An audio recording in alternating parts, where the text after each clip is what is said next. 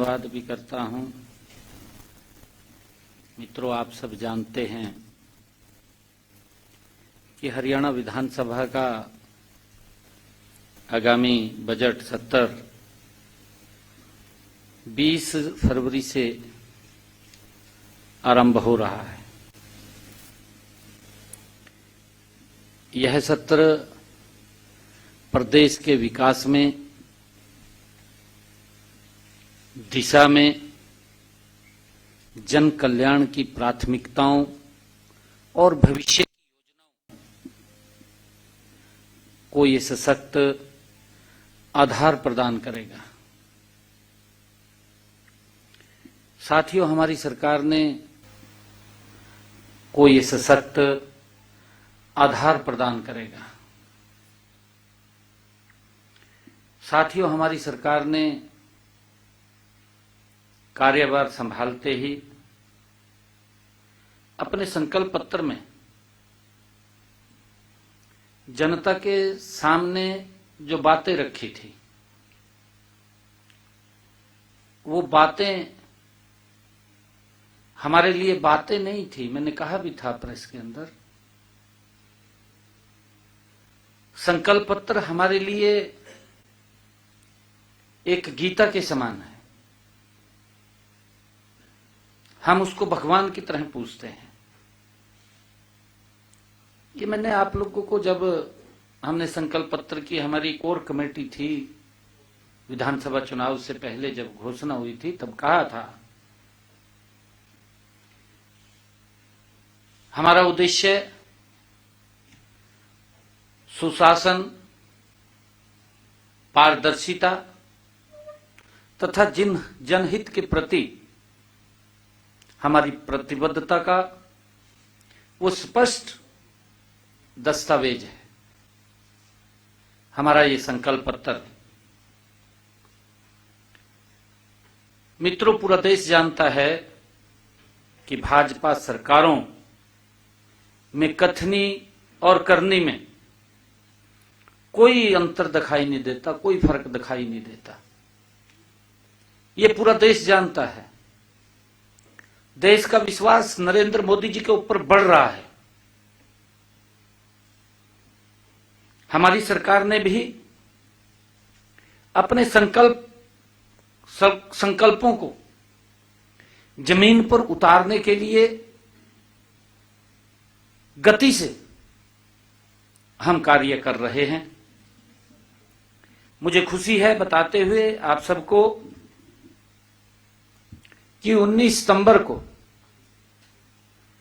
सितंबर 2024 को हमने अपने संकल्प पत्र में 217 संकल्पों के साथ उसको जारी किया था।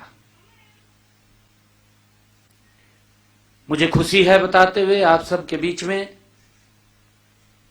कि हमने 60 ऐसे संकल्प हैं जिनको पूरा किया है। 120 संकल्पों के ऊपर गति से काम चल रहा है। मित्रों, समय के अभाव के चलते मैं कुछ संकल्पों का जिक्र आपके बीच में करना चाहूंगा। जो महत्वपूर्ण संकल्प हैं, जिनके ऊपर लोग सोचते हैं कि उनको सरकार बनते ही तुरंत पूरे हो जाएं, क्योंकि लोगों की मंशा ये होती है। परंतु राजनीतिक दलों की मंशा होती है कि 5 साल का मैंडेट है, अगले बार फिर लेनी वोट, इसको तो लास्ट में पूरा करेंगे। ये इस प्रकार की सोच होती है। और ये सोच कांग्रेस और उनके इंडी गठबंधन दलों की, इसी सोच पर वो काम करते हैं। और कई बार तो वो, क्योंकि उनका तो घोषणा पत्र होता है, घोषणा पत्र में घोषणा करते हैं, भूल जाते हैं, पता नहीं लगता। भूलना उनकी मजबूरी भी होती है, क्योंकि घोषणा ऐसी कर देते हैं। उनको लगता है कि पूरी नहीं हुई, डस्टबिन में डाल दिया, ऐसी स्थिति रहती है। परंतु मैं कुछ संकल्पों का, महत्वपूर्ण कुछ संकल्पों का आपसे चर्चा भी करना चाहूंगा, क्योंकि प्रदेश की जनता, मैंने जो कहा था कि हमारा संकल्प, ये संकल्प नहीं है, इसे हम भगवान की तरह पूजते हैं, पूरा करना यह हमारी सरकार की प्रतिबद्धता है। और उसको लेकर के मात्र एक साल के अंदर अपने संकल्प पत्र के हमने 60 संकल्पों को पूरा किया है। 120 संकल्पों पे गति से काम चल रहा है। मैं बताना चाहूंगा 18 अक्टूबर 2024 हमने जब 17 अक्टूबर 2024 को नए मंत्रिमंडल का गठन किया, गठन करने के साथ ही हमने एक बात कही थी कि हम ज्वाइन बाद में करेंगे, पहले हमारे युवा साथी ज्वाइन करेंगे। अपने संकल्प में कहा था 25,000 युवाओं को हरियाणा के इतिहास में पहली बार एक समय में ज्वाइनिंग लेटर दिया गया, उनको ज्वाइन कराया गया। ये हमारी सरकार की वो प्रतिबद्धता है। और उसी प्रकार फिर अगले दिन 17 तारीख को के बाद 18 तारीख 2024 को हमने अपने संकल्प पत्र में कहा था कि हमारे हरियाणा प्रदेश के जितने सरकारी हॉस्पिटल, जितने मेडिकल कॉलेज, उन सब में किडनी के जो पेशेंट हैं उनका डायलिसिस मुफ्त होगा। 18 तारीख को पहली साइन जो फाइल पे हुए हैं, हरियाणा प्रदेश के जन को इसका बड़ा लाभ मिला है, हमने उसको पूरा किया है। हमने अपने संकल्प पत्र में कहा था कि सीटी की परीक्षा पारदर्शिता के आधार पर कराएंगे। पहली बार है हरियाणा प्रदेश के युवाओं को यह लगने लगा कि गजब का काम इस सरकार ने किया। पहली बार आप सबके माध्यम से भी उसकी रिपोर्ट आई है। हर बच्चे ने इस बात को सराहा है, हर बच्चे के मां बाप ने उसकी प्रशंसा की है। क्योंकि वो तो पहले ये सोचते थे कि भाई बच्चे को अपनी कार के अंदर ले जाएं टेस्ट दिलवाने के लिए, परंतु जब उनकी प्रतिक्रिया आई कि हमें मालूम नहीं था कि इतनी बड़ी व्यवस्था इसकी होगी, घर से बच्चे को लेकर के सेंटर और सेंटर से घर तक पहुंचाने की पहली बार सीटी की जो परीक्षा हुई है, 13 लाख अभ्यर्थियों को परीक्षा का जो सफल आयोजन हुआ है, ये हमने अपने संकल्प पत्र में कहा था, उसको पूरा किया है। इसी प्रकार हमने हरियाणा प्रदेश के किसानों से यह कहा था कि हम 24 फसलें एमएसपी पर खरीदेंगे। ये बड़े संकल्प थे और मुझे खुशी है कि हमने उस संकल्प को पूरा किया है। आज हरियाणा देश का पहला ऐसा राज्य बना है जहां पर किसान की 24 फसलें एमएसपी पर खरीदी जा रही है। ये पहला राज्य बना है। हमने उस संकल्प को पूरा किया है। और इसी प्रकार हमने अपने संकल्प में कहा था कि हमारी वो माताएं बहनें जिन परिवारों की इनकम 1,80,000 रुपए से कम है, ऐसे परिवारों की रसोई में हम 500 रुपए का गैस का सिलेंडर उनको मिलेगा, ऊपर का पैसा वो हरियाणा सरकार उनके खाते में पहुंचाने का काम करेगी, उसको पूरा किया है। ये बड़े वायदे थे जिसका मैं जिक्र कर रहा हूं, छोटे वायदे नहीं है, तो महत्वपूर्ण जिनका इंतजार करते हैं लोग, ये पूरा करेंगे, इन्होंने कहा है, ये वो वायदे थे। हमने 25 सितंबर 2025 को पंडित दीनदयाल उपाध्याय जी की 109वीं जयंती, उस अवसर के ऊपर हमने दीनदयाल लाडो लक्ष्मी ऐप का आयोजन किया। आप सब जानते भी हैं कि हमने पहले ही बजट में, जब मैंने पहला बजट 3.0 सरकार का और मेरी सरकार का, ये दूसरे टर्म की सरकार का पहला बजट जब मैंने बतौर वित्त मंत्री प्रस्तुत किया, तो मैंने सबसे पहले बहनों के लिए 5,000 करोड़ रुपए का प्रावधान उस बजट में किया और 25 सितंबर 2025 को पंडित दीनदयाल उपाध्याय जी की जयंती के अवसर पर हमने ऐप को लॉन्च किया, रजिस्ट्रेशन किया और आज बहनों को हम उनको लड्डू लक्ष्मी दे रहे हैं। 4 किस्तें चली गई हैं। 2100 रुपया बहनों तक पहुंचाने का काम हमारी सरकार कर रही है। मैं ये कहना चाहता हूं, क्योंकि जो महत्वपूर्ण वायदे होते हैं,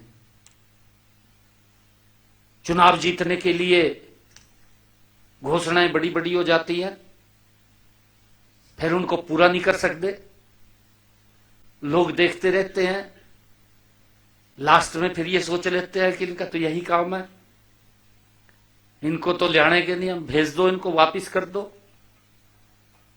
फिर ये राजनीतिक दल सोचते रहते थे कि 5 साल मैं कर लूंगा, 5 साल वो कर लेगा, भी 5 साल बाद तो नंबर आ ही जाएगा। ये नरेंद्र मोदी जी के नेतृत्व में जो स्पष्ट नीति है, गरीब व्यक्ति अंतिम व्यक्ति तक योजनाओं का लाभ डायरेक्ट उसके घर तक पहुंच रहा है। ये उसका परिणाम है कि non stop Bharatiya Janata party की सरकारें नरेंद्र मोदी जी के नेतृत्व में लगातार आ रही हैं। मोदी जी की नीति, मोदी जी की नीयत, भारतीय जनता पार्टी का नेतृत्व, देश का नेतृत्व, नीति भी मजबूत है, नीयत में भी मजबूत है, कोई दिक्कत नहीं है। गरीब व्यक्ति को सशक्त किया जाए, वही कारण है कि 25 करोड़ लोगों को गरीबी रेखा से ऊपर उठाने का काम किया है। कांग्रेस के समय में तो अमीर व्यक्ति भी गरीबी रेखा के नीचे चला जाता था, नीतियां गलत थी, ऐसी स्थिति थी कांग्रेस की। परंतु कुछ लोग मजबूत हो जाते थे। देश जानता है, देश को मालूम है कैसे मजबूत हो जाते थे। आपके सामने 1 एकड़ कोई 500 का खरीद लिया, 20 करोड़ का बेच दिया, हो जाते थे। किसान की दफा 4 लगाई दी, दफा 6 लगाई दी जमीन के ऊपर, किसान घूमता रहता था, किसान रोता रहता था, परंतु सुनता नहीं था कोई भी। फिर बड़े बड़े बिल्डर आते आते थे। ये इस प्रकार का सिस्टम था। परंतु मैं ये बताना चाहूंगा कि हमारी सरकार ने ट्रांसपेरेंसी तरीके से मोदी जी के नेतृत्व में काम कर रही है। उसके परिणाम लोग दे रहे हैं, जनता दे रही है। जनता नरेंद्र मोदी जी की नीतियों से, भारतीय जनता पार्टी की नीति से, भारतीय जनता पार्टी के नेतृत्व को प्यार करती है, नीतियों से भी प्यार करती है और नीति से भी प्यार करती है, नेतृत्व से भी प्यार करती है। यही कारण है कि देश के लोग non stop Bharatiya Janata party की सरकार बना रहे हैं। साथियों, मैं ये बताना चाहूंगा कि 17 मार्च 2025 को विधानसभा में बतौर वित्त मंत्री मैंने अपना पहला बजट प्रस्तुत किया था। वह बजट सरकार का नहीं अपितु जनता का वो बजट था। मैं इसकी जिक्र भी करता रहता हूं। मैंने कई बार जिक्र किया कि पहले तो लोग सोचते थे सरकार का बजट आ गया, फिर सोचते थे कि ये तो चुनावी बजट आ गया, इसमें रेवड़ियां होंगी, परंतु रेवड़ियां भी नहीं मिलती थी। इस प्रकार के बजट पूर्व में सरकारें वो करती थी, कोई जनाधार नहीं होता था।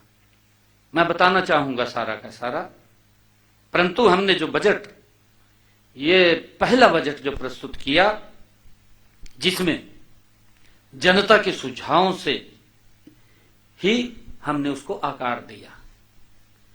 जनता के सुझाव लिए, महत्वपूर्ण सुझाव आए, उन सुझावों के आधार पर बजट बना और उसमें हमने विभिन्न स्टेक होल्डर्स, उनसे सुझाव लिए। उनमें महिला वर्ग से हमने सुझाव लिया, हमने उद्योग जगत के लोगों से ही सुझाव लिए, हमने किसान वर्ग से सुझाव लिए, हमने युवा क्षेत्र के अंदर भी युवाओं से सुझाव लिए। अलग अलग स्टेक होल्डर से हमने जाकर के उनके बीच में सुझाव लिए और उसमें हमने 2000 जो पहला बजट मैंने प्रस्तुत किया था, 11 बैठकें की गई, 11 बैठकें उसमें की गई और 11 बैठकों में मेरे सामने 1592 सुझाव महत्वपूर्ण लोगों को मिले। ये पिछले बजट की मैं बात कर रहा हूं। मैंने उनमें से 706 सुझावों को, जो हमें 1592 सुझाव मिले थे, उनको देखा, चेक किया। जो महत्वपूर्ण सुझाव थे उनमें से 706 सुझावों को हमने बजट में शामिल किया है और 2025-26 के इस बजट में जब शामिल किया तो लोगों को लगा कि बजट तो हमारा है, ये बजट जनता का है, ये सरकार का बजट नहीं है। महसूस हुआ उनको। और साथियों, 25-26 का जो बजट है, उस बजट के अंदर उन सुझावों के आधार के ऊपर जो सुझाव हमें मिले, मैंने बजट के अंदर 248 घोषणाएं की उन सुझावों के आधार पर जो जनता ने सुझाव दिए। 248 घोषणाएं मैंने बजट में की।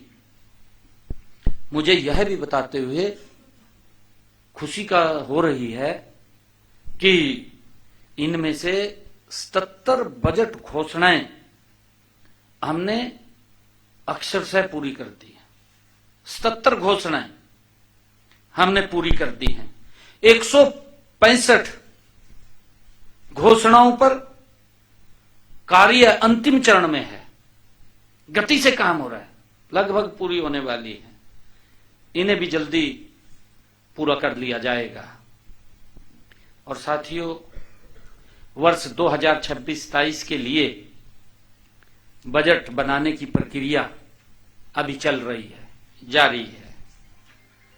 पूर्व बजट परामर्श की परंपरा को निभाते हुए मैंने विभिन्न क्षेत्रों के हितधारकों के साथ अब तक 13 बैठकें की हैं। इनमें से मुझे कुल 2199 सुझाव प्राप्त हुए। जो 13 बैठकें की, 2199 सुझाव प्राप्त हुए। इस बार हमने टेक्निक आ रही है, नई से नई टेक्निक आ रही है। हमने AI बेस्ड चैट बॉट का नया प्रयोग किया और उसका प्रयोग करते हुए इसके माध्यम से हमने प्रदेश के लोगों से सुझाव मांगे और प्रदेश के लोगों ने इस AI चैट बॉट के माध्यम से लगभग 12,400 सुझाव हमें मिले हैं। 12,400 प्राप्त हुए हैं। अभी भी मुझे पत्रों के माध्यम से, ईमेल के माध्यम से लोगों से अनेक सुझाव मिल रहे हैं। इन सभी पर मंथन जारी है। जो भी सुझाव आता है उसको देखते हैं, चेक करते हैं। मैं आशा करता हूं कि इस बार कम से कम 4-5 हजार सुझावों को आगामी बजट 2026-27 में सम्मिलित किए जाएंगे, ऐसा मुझे अनुमान है, क्योंकि ये जनता के द्वारा दिए गए सुझाव हैं। मित्रों, मेरा हरियाणा की जनता से ये वायदा है कि आगामी बजट 2026-27 न केवल हरियाणा की लोगों की भावनाओं और जन आकांक्षाओं पर ये भली भांति पूरा करेगा, मुझे ऐसा विश्वास है। साथियों, ये बल्कि उनके परिवारों, गांव, शहरों, जिलों और समूचे हरियाणा के विकसित भविष्य के लिए ये एक मजबूत नींव का काम भी करेगा। इतने सारे सुझावों को शामिल करने से उन्हें यह साफ दिखेगा कि यह बजट मैंने सरकारी दफ्तर में बैठकर नहीं, बल्कि उन्होंने स्वयं हरियाणा के लोगों ने इसको गढ़ा है, बनाया है। उनको ऐसा महसूस होगा क्योंकि उन्होंने सुझाव दिए हैं, हरियाणा के लोगों के सुझाव इसके अंदर हैं। साथियों, बजट 2026-27 और उनके प्रावधानों को तो मैं 2 मार्च को ही विधानसभा में रखूंगा, क्योंकि जो उन्होंने सुझाव दिए हैं अभी उसके ऊपर काम चल रहा है। परंतु हरियाणा की अर्थव्यवस्था और राजकोष की स्थिति के बारे में आप सभी को मैं बताना चाहूंगा। साथियों, 29 जनवरी 2026 को योजना विभाग द्वारा जारी आंकड़ों के अनुसार राज्य का सकल घरेलू उत्पाद जीडीपी 2025-26 के अग्रिम अनुमानित आंकड़ों के अनुसार 13,67,769 करोड़ रुपए रही है, जबकि गत वर्ष के इन्हीं आंकड़ों के अनुसार वर्ष 24-25 में यह 12,13,951 करोड़ रुपए थी।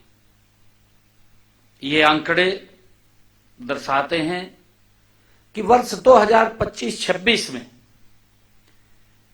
वर्ष 2024-25 के मुकाबले राज्य की जीडीपी ये 12.67% की दर से बढ़ी है।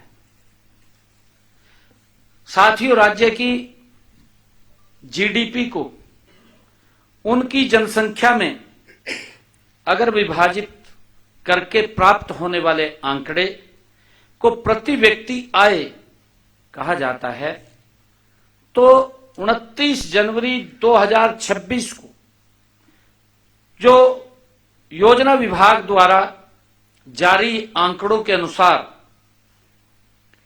2024-25 में राज्य की प्रति व्यक्ति आय ये 3,58,171 रुपए रही, जबकि राष्ट्रीय स्तर पर प्रति व्यक्ति आय 2,19,575 रुपए है। साथियों, मुझे यह बताते हुए गर्व भी हो रहा है कि हरियाणा की प्रति व्यक्ति आय देश के शीर्ष 5 राज्यों में शामिल है। 5 राज्यों में। मैं यह भी बताना चाहूंगा कि पिछले 10 वर्षों में हरियाणा की प्रति व्यक्ति आय लगातार बढ़ रही है, लगातार बढ़ रही है। अगर हम 2014-15 की देखें, 2014-15 में राज्य की प्रति व्यक्ति आय 1,47,382 थी।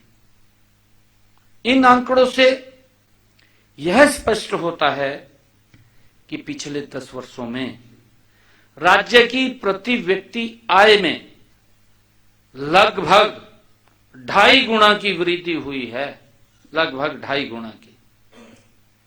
साथियों, 2024-25 में राज्य सरकार के सभी विभागों का वास्तविक खर्चा 1,75,801 करोड़ रुपए था। सभी विभागों का खर्चा 24-25 में। जबकि अगर हम देखें, क्योंकि इस प्रकार का दुष्प्रचार किया जाए, कहा खर्च ही नहीं हो रहा, कहा कोई काम ही नहीं हो रहा। भाई ठीक तरीके से देखिए, नजरिया देखने का होता है।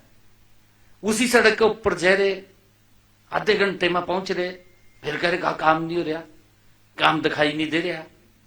ये कैसे दिखाएगा? नजर तो है नहीं है देखने की। नजर भी तो देखने के लिए चाहिए, वो नजर है नहीं है देखने की, बस झूठ बोलना है। 2014-15 में यह केवल 61,904 करोड़ रुपए था। 14-15 में अगर बात करें इनके समय में, ये 61,904 करोड़ रुपए था।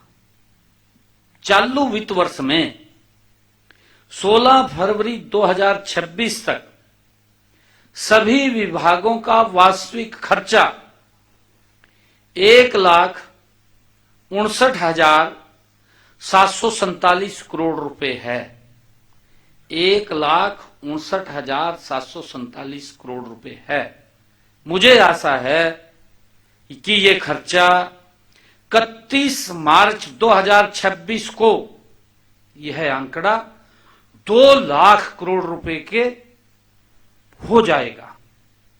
2 लाख करोड़ रुपए, क्योंकि काम चल रहे हैं अभी, और लास्ट में कहीं ऐसे टेंडर होते हैं, वो सब काम चल रहे हैं। 2 लाख करोड़ रुपए ये हो जाएगा। 17 मार्च 2025 को, जो कि मेरे द्वारा प्रस्तावित बजट 2,05,17 करोड़ 29 लाख रुपए का बजट का लगभग 98% ये खर्च हो जाएगा। 98% का खर्चा ये होगा। ऐसा प्रदेश के इतिहास में ये पहली बार हुआ है कि 98% बजट जो हमने प्रस्तुत किया उसका 98% खर्चा हो गया। जो विपक्ष बार बार बोलता रहता है, कहा कोई खर्चा नहीं हुआ जी, ये बात बोलता है। सरकार अर्थव्यवस्था पर खर्च नहीं कर पाई, इस प्रकार की बातें करता है, गुमराह वाले बयान करता है कि अफवाह फैला दो, कुछ भी अफवाह फैला दो। आप बुजुर्गों की फैला दी थी। अब देखिए, जिम्मेवारी तो बढ़ती है ना। अगर कोई चीज है उसको वेरीफाई करना सरकार का दायित्व है। ऐसा नहीं है कि सरकार का कोई दायित्व नहीं, सरकार का दायित्व है। अगर कोई कहीं दिक्कत आती है उसको वेरीफाई करना। अफवाह डाल दी, उसका श्रेय लेने की बात कर दी। साथियों, मुझे खुशी है कि ये वास्तविक खर्च उनके समय में जो खर्च होता था उससे लगभग 3 गुना ज्यादा, 3 गुना ज्यादा उनके समय से। जो कहते हैं कि हमारे समय के अंदर ये था वो था, लोग देखते रहते थे। उनके समय में किसी फिरनी की घोषणा कर दी, 5 साल तक पैसा नहीं पहुंचा था, गांव वाले घूमते रहते थे, भी वही फिरनी के पैसे आवांगे, हमारी पक्की फिरनी बनेगी। परंतु 5 साल के बाद निराशा हाथ लगती थी, कोई पैसा नहीं पहुंचता था। खाली फिर कहते थे भाई अगली बार हम इसको पक्का करवा देंगे, फिर वोट ले लेते। साथियों, लगभग 11 विभागों में, जिनमें पुलिस, परिवहन, राजस्व, हेल्थ, एजुकेशन और अनुसंधान ये शामिल हैं। 2025-26 के लिए कुल व्यय 80% से ज्यादा इनमें हमने कर चुके हैं। 80% से ज्यादा हम इनमें कर चुके हैं। लगभग 21 विभागों का अब तक का व्यय 2025-26 में 70% से ज्यादा हो गया है, चल रहा है। मैंने कहा है कि 98% तक ये जो फाइनेंशियल ईयर है 98% तक खर्च होगा। इतिहास में पहली बार है। और साथियों, कोई भी सरकार अपने राजकोषीय का कितना, राजकोष का कितना अच्छा प्रबंधन कर रही है, यह जानने के लिए राजकोषीय घाटा सबसे उत्तम तरीका होता है कि उसका प्रबंधन क्या है। आपके सामने इसके ऊपर भी बड़ी टिप्पणियां विपक्ष कर रहा है। कहा जी इनका प्रबंधन ही नहीं ठीक है। कहा जिनके समय के अंदर राजकोषीय घाटे की स्थिति लचर पचर थी, वो बाहर बैठकर सुझाव दे दिया, कहा कोई प्रबंधन ठीक नहीं है। कहा भाई तुम अपने समय में तो देख लो क्या प्रबंधन था। मैं बताना चाहूंगा, वर्ष 2024-25 में राज्य का राजकोषीय घाटा तत्कालीन जीडीपी का 2.83% रहा, जबकि 2014-15 में यह 2.88% था। 2.88% था।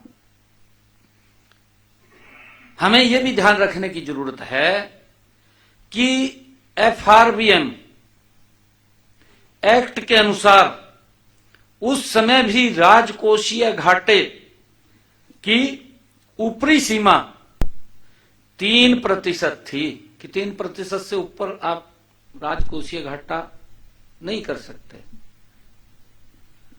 और आज भी 3% है। इनके समय में भी 3% थी, आज भी वही है कि वो बड़ी नहीं है, आज भी 3% ही है। राजकोषीय घाटा उस समय 0.05% अधिक था। इनके समय में 0.05% अधिक था। हमारे कुशल वित्तीय प्रबंधन का यह पहला परिचायक है। मित्रों, 16वें वित्त आयोग 2026 से 31 की सिफारिशों के अनुसार हरियाणा को केंद्रीय करों में जो हिस्सेदारी है वो 1.093% से बढ़कर के 1.361 हो गई है। 1.361% हो गई है, जो 15वें वित्त आयोग की तुलना में 24.52% की ऐतिहासिक वृद्धि को दर्शाता है। 24.52% की ऐतिहासिक वृद्धि को।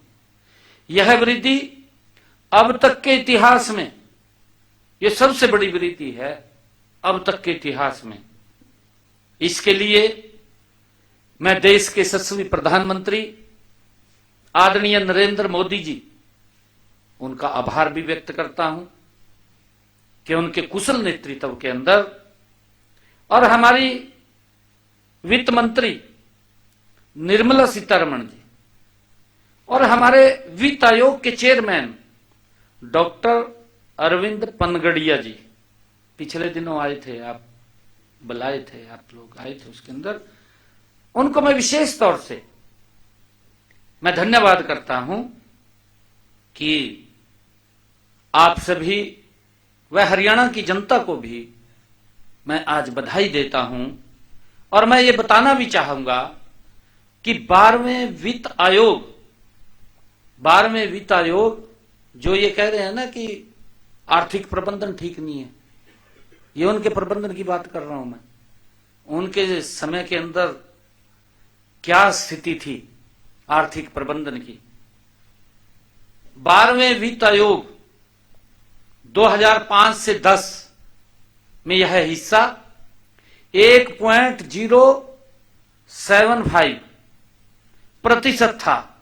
ये 12वें वित्त आयोग में 1.075% था, जो 13वें वित्त आयोग 2010 से 15 में कम होकर के 2010 से 15 में ये और कम हो गया, कम होकर के 1.048। ये जो 12वां वित्त आयोग था उसके अंदर तो था 1.075 और 13वें वित्त आयोग में 1.048 और कम हो गया, माइनस में चला गया। ये इनका वित्त प्रबंधन था। ये जो बात कर रहे हैं ना, का वित्त प्रबंधन ठीक नहीं है, वित्त प्रबंधन ठीक नहीं, ये इनका वित्त प्रबंधन था। ये 1.048% रह गया। 16वें वित्त आयोग में 2026-31 में यह हिस्सेदारी बढ़ करके 1.361% हो गया, जो प्रदेश के इतिहास में अब तक की सर्वाधिक वृद्धि है। यह आर्थिक प्रबंधन की बात कर रहे हैं, उसको पर उंगलियां उठा रहे हैं। ये आंकड़ा इनके सामने है। साथियों, 13वें वित्त आयोग की रिपोर्ट से राज्यों को केंद्रीय करों में मिलने वाले हिस्से में हरियाणा राज्य 20वें स्थान पर यह था। 13वें वित्त आयोग में 13वें वित्त आयोग में जो केंद्रीय करों में हिस्सेदारी थी हरियाणा की, वो 20वें स्थान पर था। 14वें वित्त आयोग में यह 17वें स्थान पर था। 15वें वित्त आयोग में यह 21वें स्थान पे था। ये प्रबंधन की बात कर रहे हैं, आपके सामने है कि आर्थिक प्रबंधन किसका ठीक था, किसका नहीं ठीक था। और 16वें वित्त आयोग में आज ये देश के अंदर पहले स्थान पर है। देश में पहले स्थान पर हरियाणा है। ये वित्त प्रबंधन की बात कर रहे हैं, कितना हमारा प्रबंधन सही है। साथियों, केंद्रीय करों में हरियाणा की है बढ़ती हुई हिस्सेदारी हमारी सरकार की ये मजबूत वित्तीय विश्वसनीयता और प्रभावी नीति का ये प्रमाण है, जो केंद्रीय करों में हमारी हिस्सेदारी बढ़ रही है। अब मैं विपक्ष के साथियों से ये कहना चाहूंगा कि आप ही बताएं, अगर शासन और नियत सही ना होती तो हरियाणा को यह जो भरोसा बढ़ा है हरियाणा के ऊपर, संसाधन हमें कैसे मिलते अगर ये भरोसा ना बढ़ता। भरोसा बढ़ा है, हमने करके दिखाया है, वित्तीय प्रबंधन हुआ है, तभी हम देश में नंबर 1 स्थान के ऊपर आए हैं। और ये कह रहे आर्थिक प्रबंधन ठीक नहीं है। बस ये देख दे तो नहीं है क्या स्थिति है, बस बोल दे यहाँ बैठ का, जब मैं सामने आ जा फिर अपना बात ही करनी हो। आप भी नहीं पूछते उनसे कुछ भी, भैया ऐसे कर विषय पूछना चाहिए।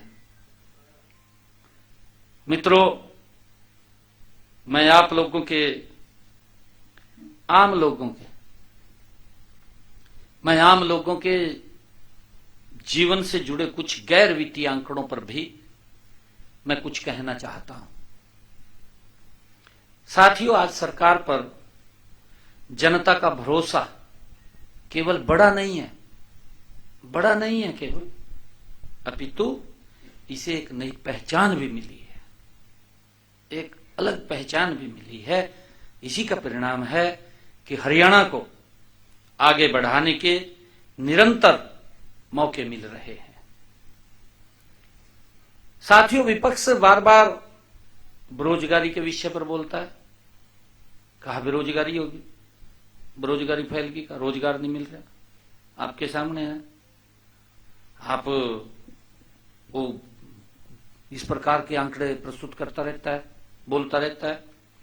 मैं उन्हें ये बताना चाहूंगा कि मई 2025 में नीति आयोग की जो रिपोर्ट प्रकाशित हुई थी, नीति आयोग के जो वर्किंग पेपर की रिपोर्ट, उसके अनुसार मई 2025 में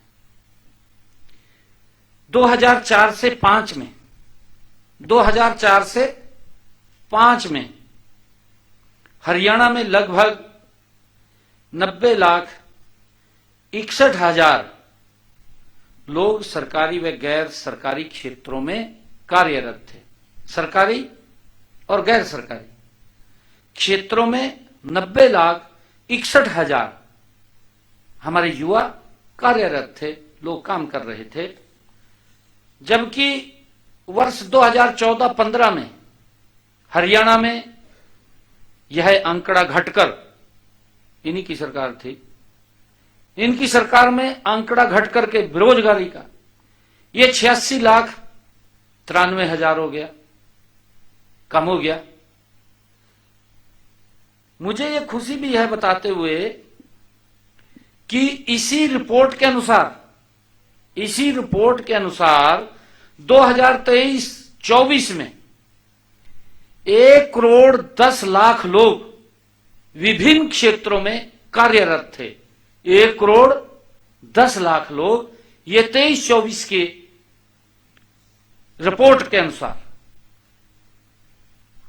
इसी प्रकार जहां वर्ष 2014-15 में 2004 से 14 के बीच 2004 से 14 के बीच लगभग 3,68,000 लोगों को अपना रोजगार गंवाना पड़ा। इनके कार्यकाल में रोजगार गंवाना पड़ा 3,68,000 लोगों को। ये 2004 से लेकर के 2014 के बीच में ये जो बात कर रहे हैं। और वहीं अगर हम देखें 2023-24 तक लगभग 27 लाख लोगों को रोजगार के नए अवसर प्रदान हुए हैं। 27 लाख लोगों को। मित्रों, शिक्षा क्षेत्र में भी अगर हम बात करें, वर्ष 2004 से 14 की अवधि में उच्च शिक्षा में ग्रॉस इनरोलमेंट रेशो लगभग 27% था। जबकि वर्ष 2015 से 25 की अवधि के दौरान यह बढ़कर 34% हो गया। 15 से 25 की अवधि के दौरान यह 34% हो गया। और इसी प्रकार अगर हम देखें वर्ष 2005 से 2014 की अवधि के बीच प्रदेश में लगभग 45 विश्वविद्यालय थे। जबकि वर्ष 2015 से 25 की अवधि के बीच ये 80 नए विश्वविद्यालय प्रदेश में स्थापित किए गए। मित्रों, शिक्षा स्तर में ये लगातार कमी की बात कर रहे हैं। मैं उनसे पूछना चाहूंगा, क्या ये आंकड़े ये शिक्षा स्तर में हुई वृद्धि नहीं दर्शा रहे? अगर आप लोग देखेंगे कि एक मिशन मोड में काम किया गया कि हमारी बेटियों को हर 20 किलोमीटर के ऊपर एक राजकीय महाविद्यालय मिलना चाहिए, मिल गया ना, हर 20 किलोमीटर के ऊपर ये दिया है। सरकार की ये नीति, सरकार की नियत गति से काम कर रही है, ये उसको दर्शाते हैं। साथियों, वित्त विभाग द्वारा जारी व्हाइट पेपर के अनुसार राज्य का जो अपना राजस्व है वो 2013-14 में 25,567 करोड़ रुपए था। ये 13-14 में 25,567 करोड़ रुपए था, जबकि 2024-25 में राज्य का अपना राजस्व बढ़ करके ये 70,943 करोड़ रुपए हो गया। 70,943 करोड़ रुपए। साथियों, वर्ष 13-14 में की तुलना में अगर वर्ष 2024-25 में लगभग अगर उसका अंतर हम देखें 52,376 करोड़ रुपए की वृद्धि हुई है। 52,376 करोड़ रुपए की वृद्धि हुई है अगर इसका अंतर हम देखें। मित्रों, आरबीआई के डेटा, एनएसएसओ के रोजगार एवं बेरोजगारी सर्वेक्षण तथा पीरियोडिक लेबर फोर्स सर्वे की रिपोर्ट के अनुसार शहरी बेरोजगारी में वर्ष 2004-05 में हरियाणा की रैंकिंग, 2004-05 में हरियाणा की रैंकिंग ये 37 राज्यों और केंद्र शासित प्रदेशों में, 37 राज्यों और केंद्र शासित प्रदेशों में ये 17वें स्थान पर थी 2004-05 में। यह वर्ष 2023-24 में हमने इसके ऊपर गति से काम किया है, इसको सुधार करके 8वें स्थान पर ये आ गई है। कहां 17, ये कह रहे हैं ना, ये इनके प्रबंधन की बात थी, इनकी व्यवस्था की बात थी, हमारी व्यवस्था की भी ये बात है। और इसी प्रकार ग्रामीण बेरोजगारी में हरियाणा की रैंकिंग वर्ष 2004-05 में 22वें स्थान पर थी, जो कि वर्ष 2023-24 में सुधर कर ये 15वें स्थान पर आ गई है। साथियों, पिछले कुछ सालों में हरियाणा का औद्योगिक विकास तेजी से बढ़ा है, हम सब देख रहे हैं। नहीं तो इस प्रकार का दुष्प्रचार किया गया, कहा जी इंडस्ट्री बाजगी, कहा इंडस्ट्री बंद होगी। भाई कई बार परिस्थितियां भी हो जाती हैं। एक व्यक्ति है प्रिंसिपल एम्प्लॉयर, एक व्यक्ति है, अगर किसी को दुर्घटना होगी तो दिक्कत आ जाती है। एक व्यक्ति करने वाला है, दिक्कत आ जाती है। अरे इस प्रकार की बातें कर रहे हैं, कहा जी इंडस्ट्री तो कहा बंद हो गया, दुष्प्रचार किया गया, लोगों के अंदर भ्रम की स्थिति पैदा की गई, लोगों को भयानक सपने दिखाने का काम आजकल विपक्ष कर रहा। और मैं ये कहना भी चाहूंगा कि देखिए, विपक्ष ने झूठ की दुकान खोल ली हुई है, इसके ऊपर ज्यादा ध्यान नहीं देना चाहिए, क्योंकि अब पता चल गया है देश के लोगों को कि इनकी दुकान के अंदर कुछ नहीं है, झूठ का सामान है। जब कहते हैं ना भी ये चाइनीज सामान है, कहा पता नहीं चलेगा भी नहीं चलेगा, वो सामान लियो घूम रहे हैं। तो साथियों, पिछले कुछ सालों में हरियाणा का औद्योगिक विकास तेजी से बढ़ा है। आज राज्य देश के बड़े औद्योगिक राज्यों में गिना जाता है। ये तो चर्चा कर रहे हैं लोग, परंतु ये करे कहा इंडस्ट्री नहीं आई है, ये अभी भी उसमें मान रहे हैं। मैं ये बताना चाहूंगा कि वित्त वर्ष 2023-24 में हरियाणा का औद्योगिक उत्पादन 11.08 लाख करोड़ रुपए था।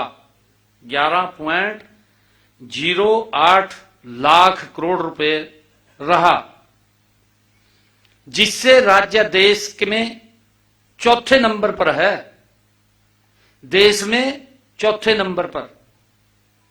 साथियों, यह दिखाता है कि हरियाणा में उद्योगों का आधार मजबूत हुआ है।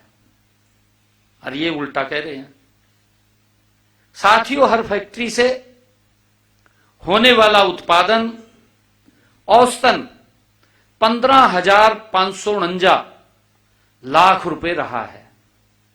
13,549 लाख रुपए रहा है, जो देश के औसत से करीब 2 गुना है। इसी तरह हर कर्मचारी से होने वाला उत्पादन 93 लाख रुपए रहा है। 93 लाख रुपए रहा है, जबकि देश का औसतन 78.2 लाख रुपए है, अगर देश की हम पूरे बात करें। साथियों, इसका मतलब साफ है कि हरियाणा में श्रमिक ज्यादा कुशल हैं और बेहतर तरीके से काम भी कर रहे हैं।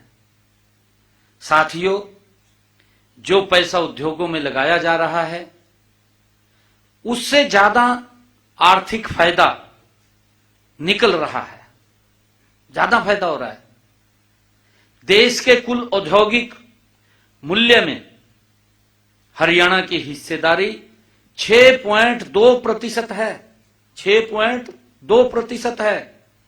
इससे साफ होता है कि राज्य का औद्योगिक विकास मात्रा के साथ साथ गुणवत्ता और उत्पादकता के मामले में भी मजबूत हुआ है। आदरणीय प्रधानमंत्री जी ने अभी चर्चा की है। उन्होंने देश के सभी इंडस्ट्रियलिस्ट से भी आग्रह किया है। अभी जो मदर डील हुई है या अमेरिका ने टैरिफ कम किए हैं, हमारे इंडस्ट्रियलिस्ट के लिए एक बड़ा सुनहरा अवसर आदरणीय प्रधानमंत्री मोदी जी लेकर के आए हैं, क्योंकि अमेरिका ने भी टैरिफ कम किए हैं, उधर यूरोप के साथ समझौता हुआ है। उसके अंदर आदरणीय प्रधानमंत्री जी ने इंडस्ट्रियलिस्ट से आग्रह किया कि हमारा माल अगर विश्व की मार्केट में जाए तो भारत के माल के ऊपर उसका विश्वास बढ़ना चाहिए। हमारा ऐसा माल जाए, ऐसा ना जाए कि भाई ये तो चाइनीज है, पता नहीं कब खराब हो जाए। विश्वसनीयता खराब नहीं होनी चाहिए, उसका विश्वास बढ़ना चाहिए। आदरणीय प्रधानमंत्री जी ने आग्रह किया है कि हमें अवसर मिला है ये आगे बढ़ने का, और हम गति से इसमें आगे बढ़े। मित्रों, सरकार ने उद्योग एवं श्रमिक के बीच सहयोग एवं समन्वय बनाए रखने के लिए हमने उद्योग श्रमिक मैत्री परिषद उसका गठन किया है, जिसकी पहली बैठक 11 फरवरी 2026 को आयोजित की गई। इस तरह का यह पहला जो मैत्री परिषद है, जो किसी राज्य में नहीं बनाया है, किसी ने भी नहीं बनाया, ये पहला हरियाणा के अंदर बना है, ताकि उद्योगों के अंदर जो हमारे श्रमिक भाई हैं और इंडस्ट्रियलिस्ट हैं, वो मिलकर के उनकी विश्वसनीयता और उनकी मुहर वो मजबूत लगे। दोनों का विश्वास, अविश्वास ना हो, विश्वास बढ़े, उसको लेकर के हमने उद्योग श्रमिक मैत्री परिषद इसका गठन किया है। साथियों, इस परिषद का उद्देश्य है प्रदेश में औद्योगिक विकास को गति प्रदान करना और उद्योग एवं श्रमिक परिवार के बीच में समन्वय बनाए रखना, ये इसका मेन उद्देश्य है। और इसके साथ ही यह परिषद बजट में घोषित नीतिगत निर्णयों की भी समीक्षा करेगी। मित्रों, इसकी नियमित बैठकें हर एक तिमाही भी होती रहेंगी। यह परिषद कामगारों की उत्पादकता, औद्योगिकरण, विकसित हरियाणा के विषय में भी यह काम करेगी। हरियाणा में वर्ष 2015 में 7 के बाद एमएसएमई ने तेज रफ्तार पकड़ी है। मैं इसके ऊपर भी बताना चाहता हूं, क्योंकि विपक्ष कई प्रकार से बोलता है कि रोजगार नहीं है जी, बेरोजगारी फैल गई ज्यादा। मैं उनको भी आईना दिखाना चाहता हूं। हरियाणा में वर्ष 2015 के बाद एमएसएमई सेक्टर के ने तेज रफ्तार पकड़ी है। आज यह रोजगार और औद्योगिक विकास का मुख्य आधार ये बना है। साथियों, वर्ष 2004 से 2014 के दौरान एमएसएमई जो गतिविधियां सीमित थी और उस समय करीब 33,000 एमएसएमई इकाइयां दर्ज थी।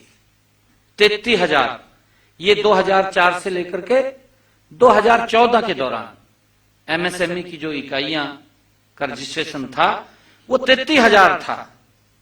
और इसके बाद वर्ष 2015 से 2025 की अवधि में उद्यम और उद्यम पंजीकरण पोर्टल पर ये 20 लाख से अधिक हैं। 20 लाख से अधिक। इनके समय में 2004 से लेकर के 2014 मात्र 33,000 और 2015 से लेकर के 2025 20 लाख से ज्यादा। आप देखिए, एक बहुत बड़ा इसके अंदर अंतर है। 20 लाख से ज्यादा एमएसएमई रजिस्टर्ड हुए हैं पोर्टल के ऊपर। इनमें बड़ी संख्या में छोटे कारोबार औपचारिक व्यवस्थाओं से जुड़े हुए हैं। मित्रों, रोजगार के मोर्चे पर एमएसएमई सेक्टर का योगदान साफ दिखता है। लोगों को जो रोजगार देने में महत्वपूर्ण भूमिका है एमएसएमई सेक्टर्स की है। वर्ष 2014 से 2024 के बीच एमएसएमई सेक्टर में करीब 38 लाख नए रोजगार के अवसर बने हैं। 38 लाख नए रोजगार के अवसर बने हैं। और इसी दौरान राज्य का कुल औद्योगिक रोजगार वर्ष 2018-19 में ये 10,16,000 से बढ़कर ये 23-24 में 11,91,000 हो गया है। मित्रों, आज देश के एमएसएमई इकोसिस्टम में हरियाणा की हिस्सेदारी करीब 9 से 10% है। ये आंकड़े साफ दिखाते हैं कि एमएसएमई सेक्टर हरियाणा के आर्थिक और औद्योगिक विकास का ये मुख्य स्तंभ हैं। ये स्पष्ट इससे साफ ये आंकड़े बताते हैं। साथियों, गत 13 व 14 फरवरी 2026 को मुझे दिल्ली में आयोजित ET now global business summit में हरियाणा का प्रतिनिधित्व करने का भी मुझे वहां अवसर मिला है। इस दौरान हमने कई बड़ी वैश्विक कंपनियों से सकारात्मक चर्चा भी हुई है। Advance manufacturing, financial services, clean energy और टेक्नोलॉजी और मोबिलिटी, एजुकेशन और ग्लोबल कैपेबिलिटी सेंटर्स जैसे क्षेत्रों में निवेश को लेकर के गंभीर रुचि देखने को वहां मिली है। लोग इस बात को लेकर के उत्साहित हैं कि हम हरियाणा में अपना कारोबार करना चाहते हैं। लोगों में ये जिज्ञासा वहां दिखी है। साथियों, इस कार्यक्रम में देश के यशस्वी प्रधानमंत्री आदरणीय मोदी जी से भी मेरी मुलाकात वहां हुई है, उन्होंने जिस भारत को विश्व व्यापार में मजबूत और अप्रैल 2024 मार्च 2025 के बीच हरियाणा का कुल निर्यात ये 19.10 बिलियन यूएस डॉलर भी रहा है। साथियों, यह दर्शाता है कि हमारा राज्य निवेश और निर्यात दोनों क्षेत्रों में मजबूती से आगे बढ़ रहा है, ये इससे पता चलता है। साथियों, अगर हम देखें 2015 से 2024 हरियाणा से कुल 132 बिलियन यूएस डॉलर का एक्सपोर्ट हुआ है। इससे पहले 10 वर्षों में 2004 से 2014 तक केवल 61.60 बिलियन यूएस डॉलर था। आपके सामने है परिस्थिति क्या है। 2015 से 24 132.13 बिलियन यूएस डॉलर, और इनके 10 वर्षों में 2004 से 2014 ये 61.60 बिलियन यूएस डॉलर। हमारी सरकार गति से प्रदेश को मोदी जी के नेतृत्व में आगे बढ़ा रही है। साथियों, 8 अक्टूबर 2025 को मेरी फसल मेरा ब्यौरा पोर्टल को हमने इंटीग्रेटेड फर्टिलाइजर मैनेजमेंट सिस्टम के साथ उसको जोड़ा। साथियों, उर्वरक वितरण की पारदर्शिता में इससे सुधार हुआ है। इससे केंद्र सरकार को उर्वरक सब्सिडी में 709 करोड़ रुपए की, जो केंद्र सब्सिडी देता है, 709 करोड़ रुपए की बचत हुई है, जिसके लिए समस्त हरियाणा व हरियाणा वासी हमारे किसान भाई बधाई के पात्र हैं। साथियों, भारतीय रिजर्व बैंक द्वारा प्रकाशित RBI handbook of statistics on Indian states में उपलब्ध आंकड़ों के अनुसार हरियाणा में वर्ष 2014 से 16 में मात्र मृत्यु दर 101 थी।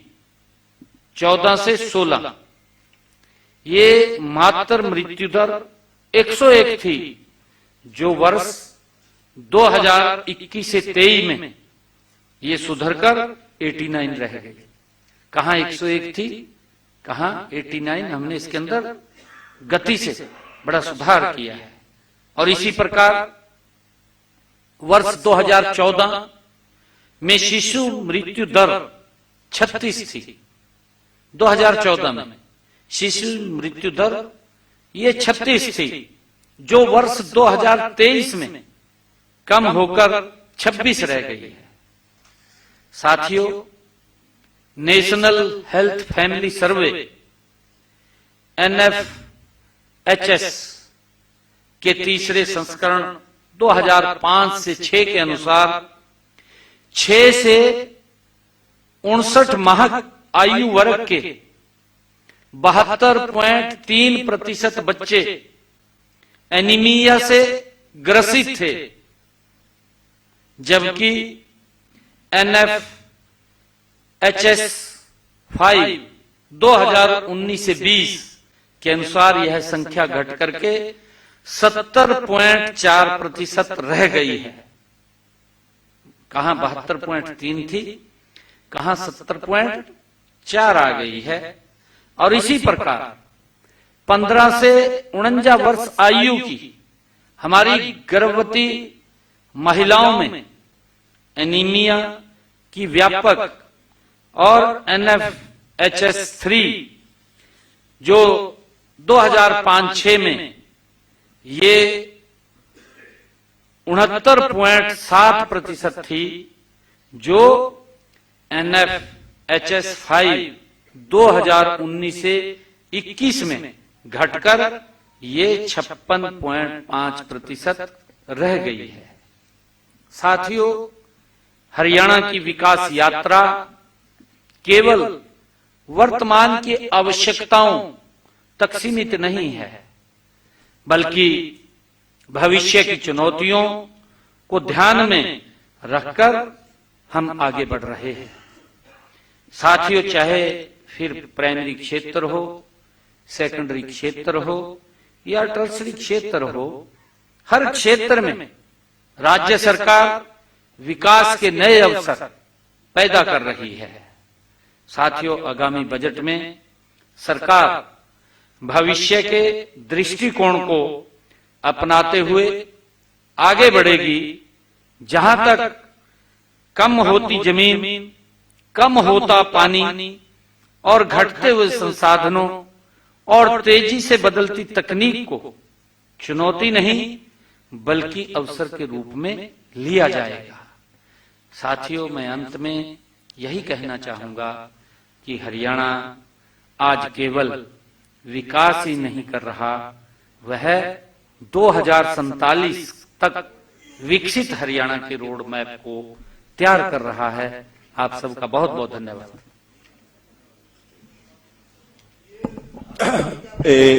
सभी से अनुरोध है एक एक करके सवाल करें ताकि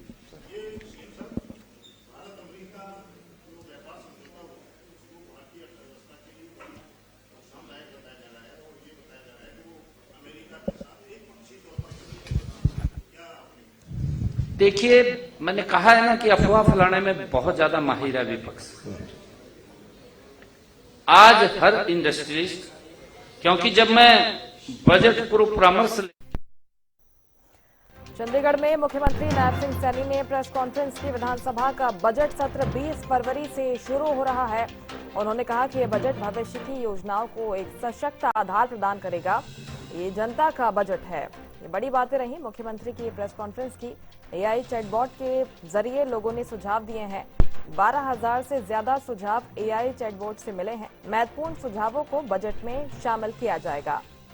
आगामी बजट 2026-27 जनता की आकांक्षाओं को पूरा करेगा। सीएम ने कहा कि संकल्प पत्र हमारे लिए गीता के समान है। हमने 60 संकल्पों को पूरा किया है। 120 संकल्पों पर